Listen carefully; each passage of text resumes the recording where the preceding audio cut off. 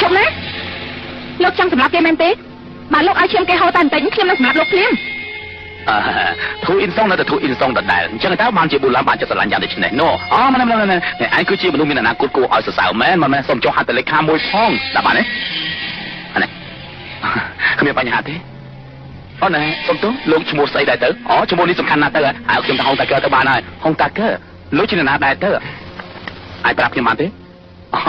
តោះទៅយើងសហការជាមួយគ្នាទៅណាសហការស្អីទៅខ្ញុំគឺមេឃលេខទី1ឯងគឺជាមេឃលេខទី4ជប់សិនណាប្រាប់ថាខ្ញុំចង់ធ្វើមេឃលេខទី4នោះណាឲ្យតែយើងជប់សិន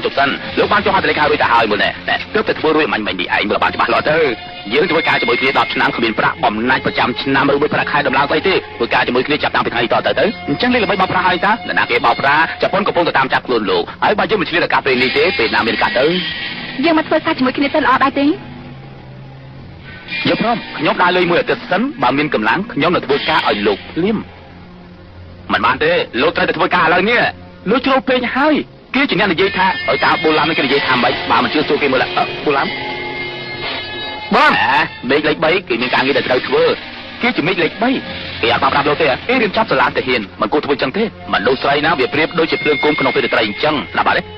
មិនអញ្ចឹងពីបាននិយាយប្រាប់ណាវាដូចជាណែវាប៉ះខ្យល់ក៏មិនបានប៉ះភ្លៀងក៏មិនបានដែរវានៅរលត់ទាំងអស់ណាតែយើងទៅរមមិត្តភ័ក្តិទៅវាល្អជាជាងកុំគិតច្រើនពេកអង្គុយចាំខ្ញុំទីកន្លែងនេះសិនហើយសម្លៀកបំពាក់លោកមិនទៅល្អទេនៅទីនេះហាមមិនឲ្យចូលទេណា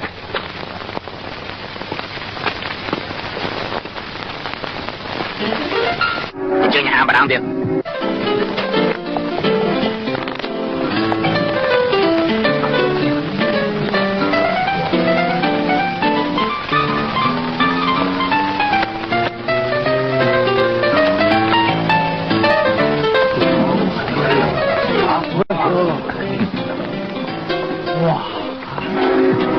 លោកហៅមក